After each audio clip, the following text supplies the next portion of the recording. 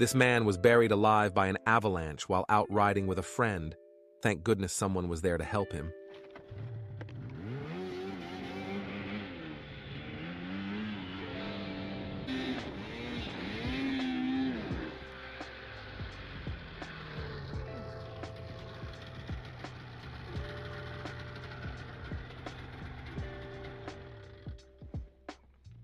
You copy?